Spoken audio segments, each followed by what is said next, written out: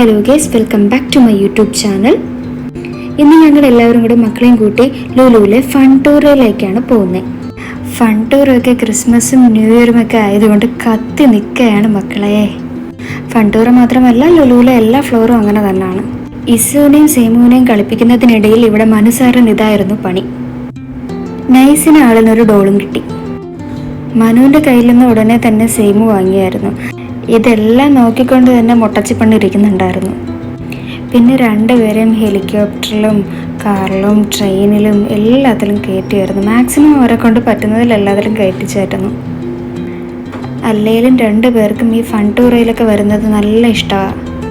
അവിടെ ഫുൾ ലൈറ്റ്സും കളേഴ്സും സൗണ്ടും ഒക്കെ ആണല്ലോ.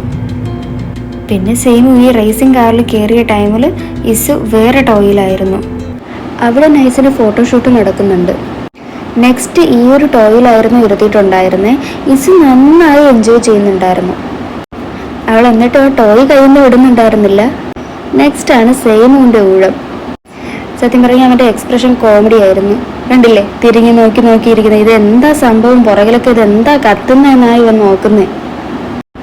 ഫ്രണ്ടിലോട്ട് നോക്കുന്നേ ഇല്ല. ഫ്രണ്ടിൽ ഞങ്ങളെല്ലാവരും വിളിക്കുന്നുണ്ട്, സേമു കള്ളച്ചിരി ചിരിക്കേ എന്നൊക്കെ പറഞ്ഞ് വിളിക്കുന്നുണ്ട്. പക്ഷെ അവൻ കേൾക്കുന്നേ ഇല്ല. അവൻ എല്ലാം പുറകിലോട്ടാണ് നോക്കുന്നത്. അങ്ങനെ അതും കഴിഞ്ഞ് വരുന്ന വഴിക്കാണ് നെക്സ്റ്റ് മനു ദേ വേർന്ന് കണ്ടുപിടിച്ച വോക്ക് ക്ലൗഡ്.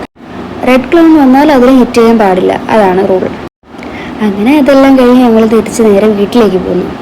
ലോബിയിലെത്തിയപ്പോൾ ക്രിസ്മസ് അപ്പൂപ്പനെ കണ്ടിട്ടുണ്ടായിരുന്നു. ഹഗ്ഗേയം വന്നപ്പോഴത്തേക്കും സേമു ഒറ്റ കരച്ചിൽ വെച്ചങ്ങ് പിടിച്ചു. അയാൾ അവിടെ നിന്ന് പേടിച്ചു പോയി. പിന്നെ സമാധാനിപ്പിച്ച് നേരെ വീട്ടിലേക്ക്.